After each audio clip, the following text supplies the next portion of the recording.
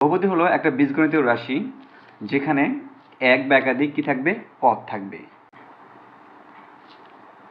এটা ধ্রুবক। ধ্রুবক তাহলে এখানে যদি আমরা চলক ধরে নিই একটা, সাপোজ এ ইন্টু এক্স, তার মানে কি এ হতে আমাদের এক্স এর পাওয়ার কি লাগবে, 0 লাগবে। তাহলে কেবলমাত্র কি হবে, এটা এ আসবে। তাহলে এখানে আমার এক্স এর পাওয়ার কত, 0। তাহলে এখানে বোঝা যাচ্ছে যে এটা শূন্য মাত্রার একটা সমীকরণ বা শূন্য মাত্রার একটা পদ। তাহলে আবার যদি আমরা ধরি এভাবে এ এক্স প্লাস 6 বা 7 ধরে হোক একটা দিলাম 6, এখানে কিন্তু দেখা যাচ্ছে আমাদের এর সাথে এক্স আছে, মানে কি এক্স এর পাওয়ার কত, 1 আছে, প্লাস 6 একটা ধ্রুবপদ আছে। 6 একটা ধ্রুবপদ বা একটা বি হতে পারে বা সি হতে পারে, যেটাই হোক একটা একটা নাম্বার, এটা ধ্রুবপদ। তাহলে এখানে কয়টা মাত্রা আছে, এখানে মাত্রা হলো, এই সমীকরণের মাত্রা হবে 1, কারণ হলো এক্স এর বা চলকের বৃহৎ পাওয়ারটা কত, 1।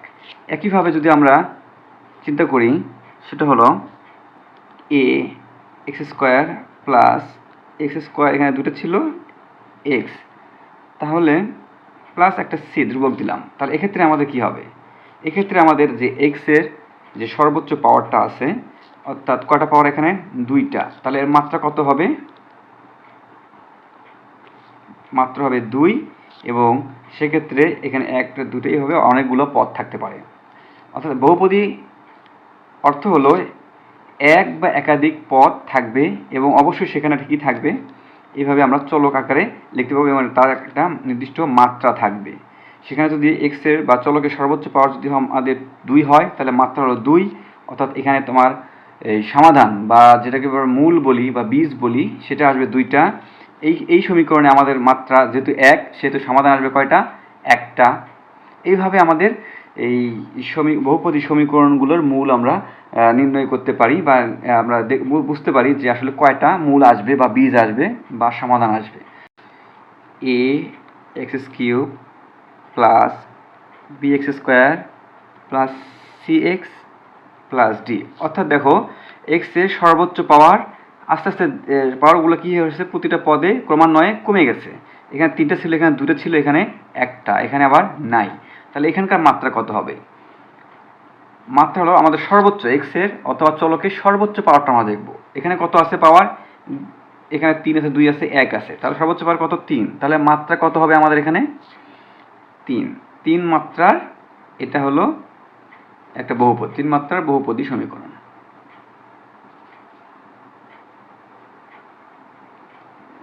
তাহলে এইভাবে আমরা কিন্তু আমরা এখান থেকে বুঝতে পারতেছি আমরা যে এই সমীকরণ বা এটাকে যদি ইকুয়াল টু 0 ধরে যদি একটা সমাধান বের করি, তাহলে আমাদের এই সমাধানের কয়টা এক্স এর মান পাবো, 3টা পাবো।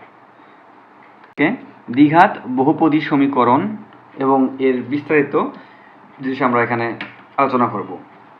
আমরা যদি বলি দ্বিঘাত বহুপদী, মানে আমাদের ঘাত কত হবে, 2। সেক্ষেত্রে এই সমীকরণকে যদি আমরা একটা সরল আকারে বা সাধারণ সমীকরণ লিখি, তাহলে কেমন লেখা যায়, সেটা হলো a into x square plus b x plus c. এক্ষেত্রে ইকুয়াল টু সমীকরণ যেহেতু বলছে, সেহেতু আমাদের একটা কি আসছে, সমান দিয়ে একটা লিখতে হবে। সমানের সমীকরণ তখনই হবে যখন একটা রাশি সমান দিয়ে আমরা লিখতে পারবো, তাহলে এটার নাম হবে কি, সমীকরণ। সেক্ষেত্রে আমাদের দেখো এখানে যদি বলছে দ্বিঘাত বহুপদী, এই যে দ্বিঘাত মাত্রা কত, 2, সর্বোচ্চ মাত্রা 2, এই জন্য বলছে আমরা দ্বিঘাত 2।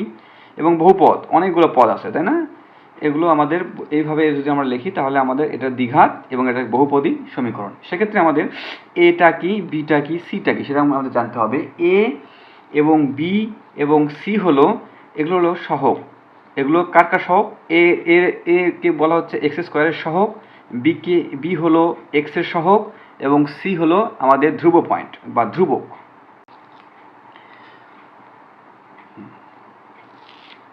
এখন এই যে সাধারণ সমীকরণ, দ্বিঘাত বহুপদী সাধারণ সমীকরণ a x square b x plus c, এখন এই সমীকরণে আমরা নিশ্চয়ক বের করবো। নিশ্চয়কটা কেমন, নিশ্চয়কটা কি জিনিস,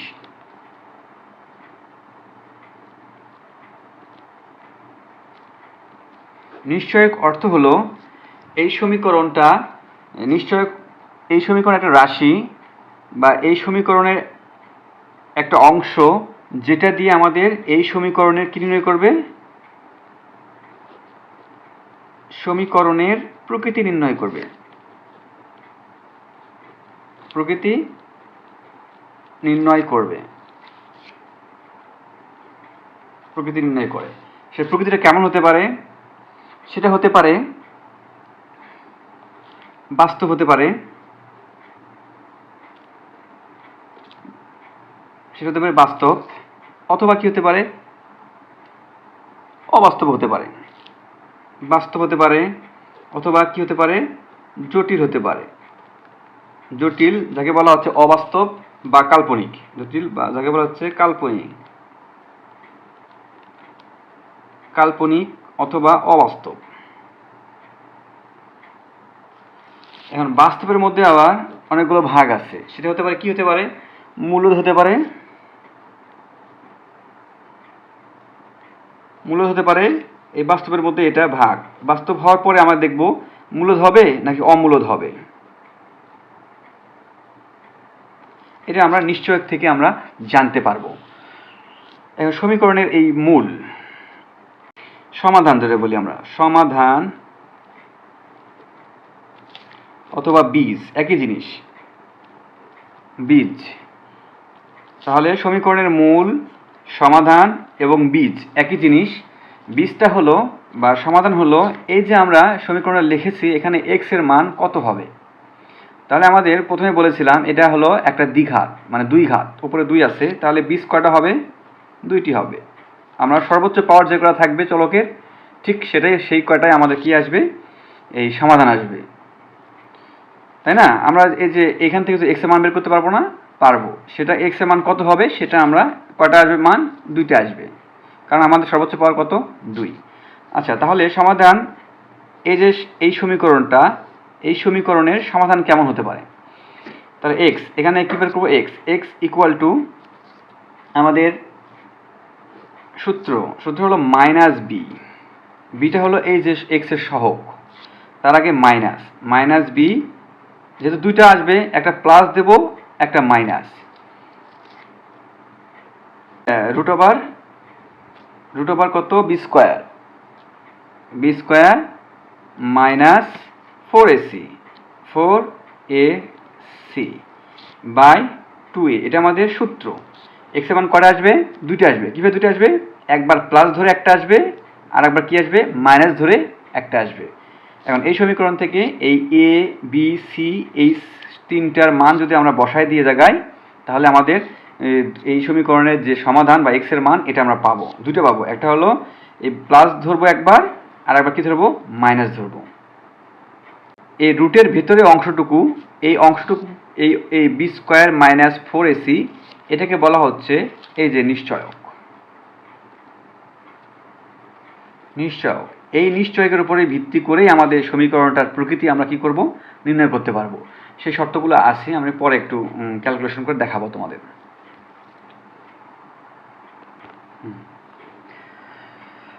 হ্যাঁ, প্রিয় শিক্ষার্থীবৃন্দ, এখন আমরা দ্বিঘাত সমীকরণের মূল নির্ণয় করব। আমরা যে সূত্রটা পাইলাম সেই সূত্র দিয়ে আমরা মূল নির্ণয় করব। সূত্রটা কি ছিল, সূত্রটা ছিল x equal to minus B plus minus root over B square minus 4ac by 2a। তাহলে আমরা একটা সমীকরণ আমরা একটু ধরে নিই, একটা সমীকরণ ধরে নিই।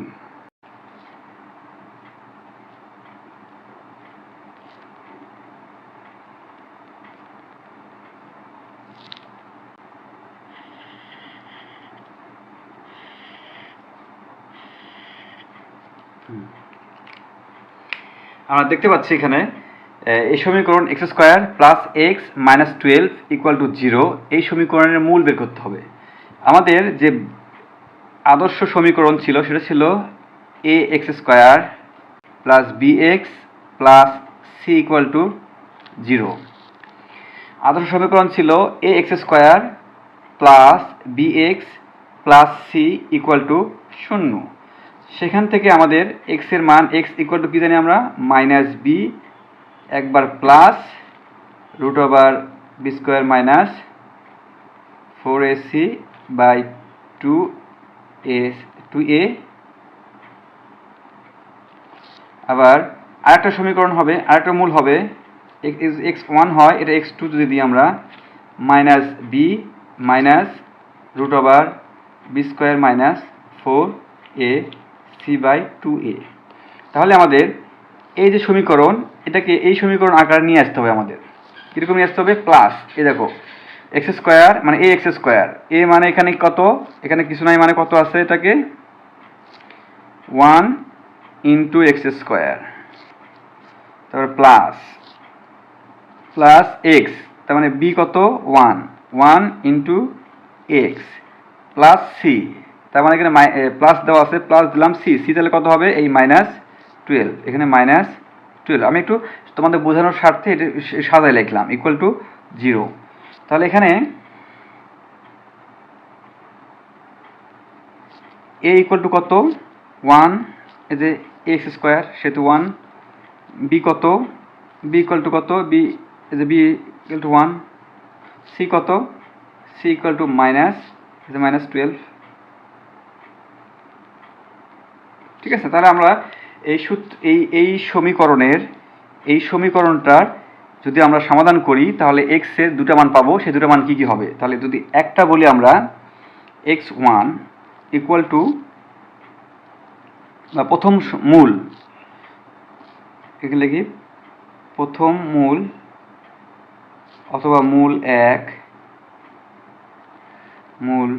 এক যেটা বলি আমরা, সেটা কি লেখা যায়?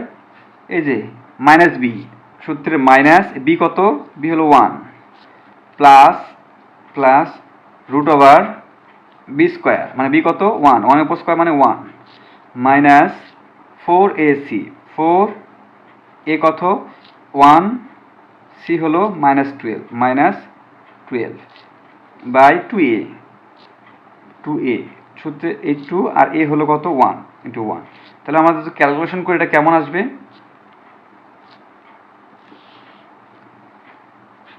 -1 প্লাস 1 মাইনাস 4 একে 4, 4 এবং 48 প্লাস 48 বাই 2a, আচ্ছা এখানে নিচে লিখি equal to -1 plus 49 root over 49 by 2। এটা যদি আমরা করি -1 প্লাস 49কে রুট করলে হয় 7 ভাগ 2, তাহলে কত আসবে এটা 6 বাই 2,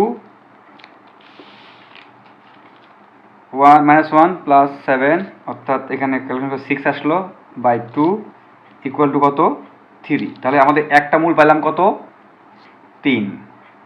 আর দ্বিতীয় মূল কি হবে? আমি এই পাশে করে ফেলি x2, অর্থাৎ দ্বিতীয় নাম্বার মূল কি হবে? এই যে একটা প্লাস আর একটা মাইনাস দিয়ে করবো আমরা, মাইনাস বি মানে কত,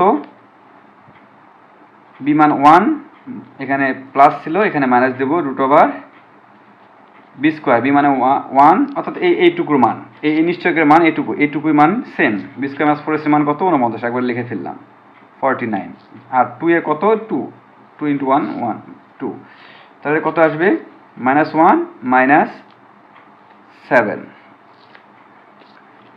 -1 মাইনাস 7 বাই 2 অর্থাৎ মাইনাস 7 আর 1 8 বাই 2, ক্যালকুলেশন করলে কত হয় -4। তাহলে আমরা মোটামুটি দুটা মূল পেয়ে গেলাম, অর্থাৎ এই যে সমীকরণটা পাইছি এই সমীকরণটার সমাধান হবে কত,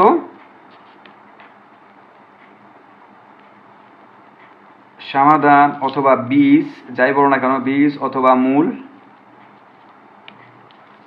কত হবে এই যে 3 এবং কত -4, x এর মানে এটা এই 3 হবে একটা, আর একটা হলো -4 হবে।